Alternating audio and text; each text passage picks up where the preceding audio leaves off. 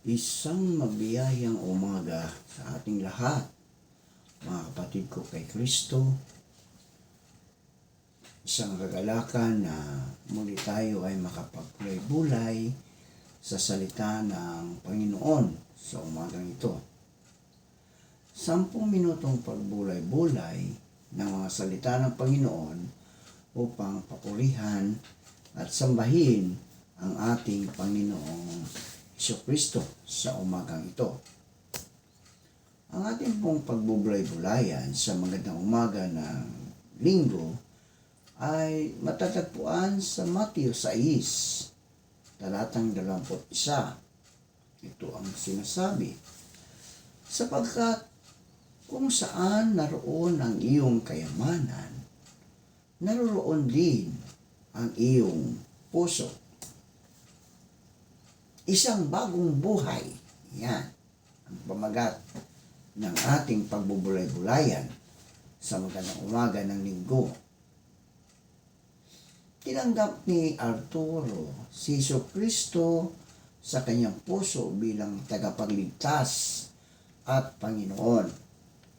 Araw-araw ay nanahimik siya sa harap ng Diyos. Nagbabasa ng Biblia, pinagbubulay-bulayan ito, at nanalangin. Tinanong niya ang Diyos, may ginawa po ba ako na hindi nakalulugod sa inyo? Tayo po ay manalangin. Mapagmahal naming Diyos at Ama, naririto muli ang iyong mga anak upang ikaw ay sambahin sa magandang umaga na iyong ibinigay sa amin.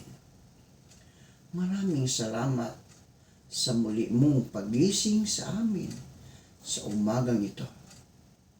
Maraming salamat, Panginoon, sa pag-iingat mo sa aming pagtulog. Sa araw na ito, dalangin namin na kami iyong ingatan sa aming pagpasok sa aming mga trabaho. At ingatan ang aming mga mahal sa buhay at mga kapatid sa pananampalataya.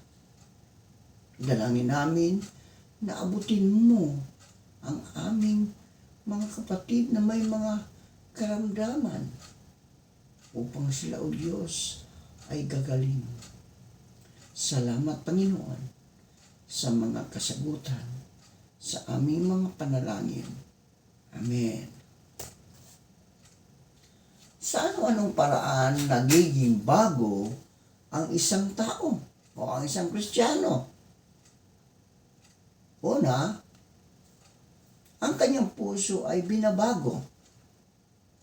Pinalalaya siya ng Diyos mula sa masidhing hangarin ng katanyagan, kayamanan, o kapangyarihan. Sinisimulan niyang ituon ang kanyang isipan sa mga bagay na nasa itaas, hindi sa mga bagay na sa lupa. Kolosas 3:2. Sa halip na maglagak ng kayamanan sa lupa, hinahangad niyang bigyang kasiyahan ang Diyos at tulungan ang mga tao. Nagbibigay siya sa mga nangangailangan, nang-aaliw ng mga nagdurusa, dumadalaw sa may sakit, ibinabahagi ang magandang balita sa iba, at tumutulong na itatag ang kaharian ng Diyos. Sinabi ng Panginoong Kristo, sapagkat kung saan naroon ang inyong kayamanan, naroon din naman ang inyong puso. Ayon sa Mateo, Kapitulo 6, talatang 21. Pangalawa, ang kanyang isipan ay binabago. Inaalis ng Diyos ang karumihan at lumason sa kanyang isipan pinipili na niya ngayon kung ano ang kanyang pakikinggan at titingnan. Ang musika na kanyang pakikinggan, ang usapang kanyang sasalihan, ang mga aklat at magasin na kanyang babasahin, mga programa sa video na kanyang panunuorin. Alam niya na ang lahat ng mga ito ay, bagamat hindi halata, may makapangyarihang impluensyahan sa kanyang pag-iisip. Kaya gumawa siya ng tamang pagpili. Iniisip niyang nakaupo sa tabi niya ang Panginoong Hesukristo. Narinig at nakikita ang lahat ng kanyang pinakikinggan at tinitingnan. Ang kanyang katawan ay binabago. Tulad ng isang manlalaro na dinidisiplina ang kanyang katawan upang makatakbo at makamit ang gantimpala. Pinangangalagaan mabuti ng isang Kristiyano ang kanyang katawan. 1 Corintios 9:24 hanggang 27. Sinisimulan niyang bantayan ang kanyang kinakain at hindi na naninigarilyo, naglalasing, o gumagamit ng bawal na gamot. Alam na niya na ang kanyang katawan ay templo ng Espiritu Santo.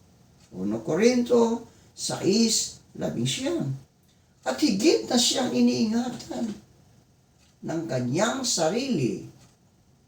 Bukod pa sa masustansyang pagkain, palagi na siyang nag-i-ehersisyo o nag-exercise at may sapat na pahinga at paglilibang. Pinanatili niyang malakas ang kanyang katawan upang mapaglingkuran ang Diyos sa abot ng kanyang makakaya. Pang-apat, ang kanyang espiritu ay binabago. Pinalaya na siya ng Diyos ayon sa Juan 8:36.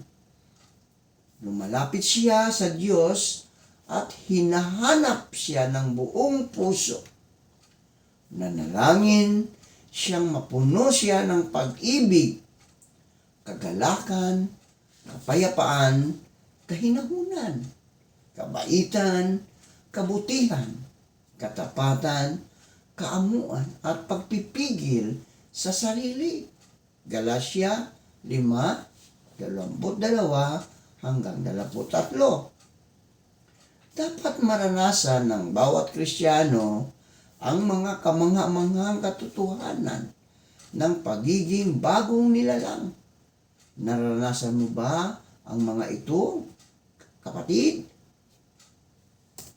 Tayo po ay manalangin. Ama naming Diyos na makapangyarihan sa lahat, ang aming paniniwala sa kanyang mga salita ang nagtuturo sa amin sa tamang landas at sa kanya lang magmumula ang kaligtasan sa pamagitan ng paniniwala at pananampalataya, at sunod noon ay ang pagsunod sa kanyang mga utos. Sa ngalan ng Ama at ng Anak at ng Banal na Espiritu Santo. Amen at Amen.